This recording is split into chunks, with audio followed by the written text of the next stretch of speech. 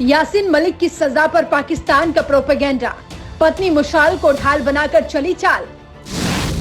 57 मुस्लिम देशों ने यासीन केस में घुसपैठ की कोशिश की। भारत ने कहा खबरदार, हद में रहिए। दुनिया आतंक पर जीरो टॉलरेंस की नीति मानती है। मुस्लिम देश आतंकी की चिंता में दुबले होते हैं। आतंकी यासीन मलिक की सजा के बाद मुशाल मलिक की बेचैनी तो समझ में आती है, लेकिन पाकिस्तान के हुक्मरान क्यों परेशान हैं? क्यों मुस्लिम मुल्कों को गुमराह कर रहे हैं? मुशाल ने क्या कहा? भारत के मुसलमानों ने उसका क्या जवाब दिया? हर बात बताएंगे, लेकिन उससे पहले आप समझिए कि दुनिया को कैसे आतंक के नाम पर दो धड़ों में बांटने की बहुत बड़ी साजिश रची जा रही है। आतंक का कोई मजहब नहीं होता, लेकिन जब किसी आतंकी को सजा दी जाती है तो उसका मजहब ढूंढ लिया जाता है, उस पर हाय तौबा शुरू हो जाती है। आपने यूनाइटेड नेशन का नाम तो सुना है। दुनिया के करीब 200 मुल्क इस सबसे बड़े संगठन के सदस्य हैं और संयुक्त राष्ट्र ने यह कहा है कि आतंक के खिलाफ पूरी दुनिया को एकजुट होकर काम करना है।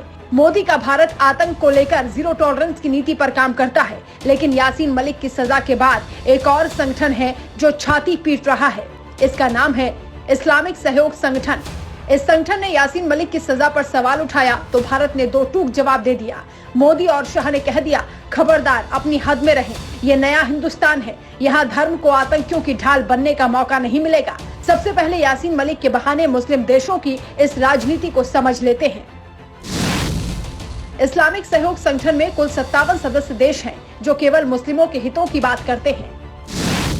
करीब 2 अरब मुस्लिम आबादी की नुमाइंदगी करता है OIC। UAE के जेद्दा में इसका मुख्यालय है। UN के बाद OIC दुनिया का दूसरा सबसे बड़ा संगठन है। इसमें भी अलग अलग विंग बनाई गई है। OIC की मानवाधिकार विंग भी बनी है और इसी विंग ने यासीन मलिक की सजा पर सवाल उठाया है। भारत सरकार ने इस्लामिक सहयोग संगठन के दखल पर सख्त ऐतराज जताया, कहा यह स्वीकार्य नहीं है। विदेश मंत्रालय के प्रवक्ता अरिंदम बागाची ने कहा यासीन मलिक की आतंकी गतिविधि को समर्थन ना दें।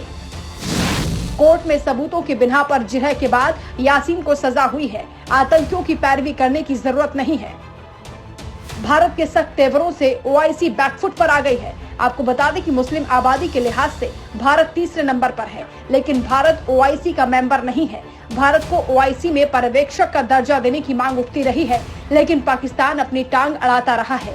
वो नहीं चाहता कि मुस्लिम देशों के मुद्दों पर मोदी जैसे कद्दावर नेता की आवाज बुलंद हो, वरना हिंदुस्तान के मुसलमानों की तरह वो दुनिया के मुसलमानों में भी दो तबका बना देंगे।